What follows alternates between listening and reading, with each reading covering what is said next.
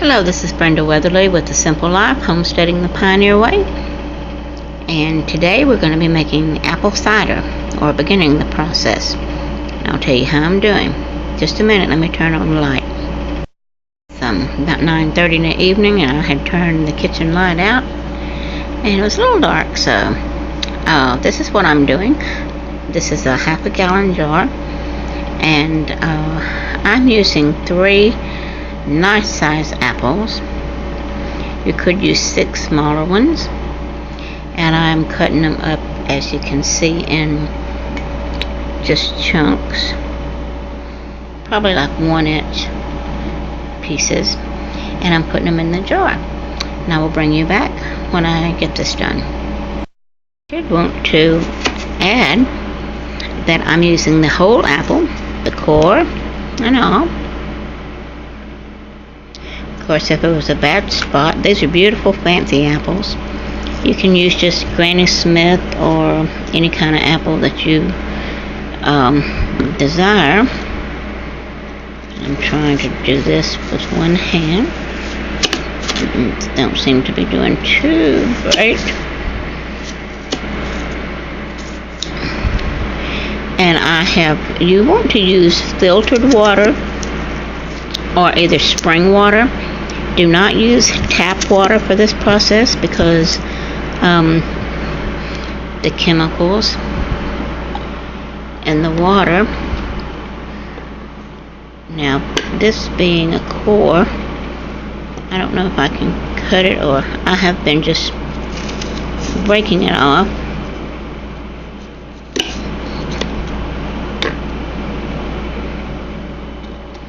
Like I said, you don't want to use tap water because it has both fluoride and chlorine, or maybe one or the other, if not both.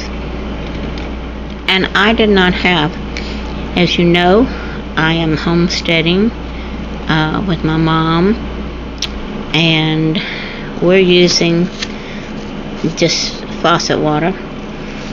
So I've got it on the boil, and I'm going to boil it. It just went off. I'm going to boil it, or bring it to a boil, so that it will kill any of the bad things that's in there, and let it cool before I finish the process. And I will finish this apple and get back with you. I have got the rest of this cut up, and I will add them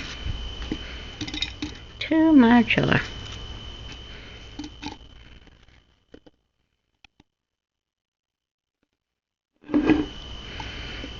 Okay, now I have got the hot water cooling, and I'm going to add about 4 tablespoons of sugar, and that equals about 1/4 cup.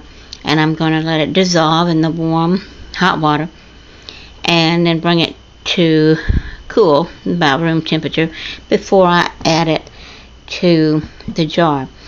And that is not going to fill it up, so I will add that with the sugar in it, and then I will put more water in it to fill the jar completely up, to cover the fruit. And then after that, I'm going to put a cheesecloth on it, or a paper towel will do, with a rubber band, or either just a lid, not a covered lid, but just the ring, and so it can breathe, and put it in a dark, warm place for 2-3 weeks.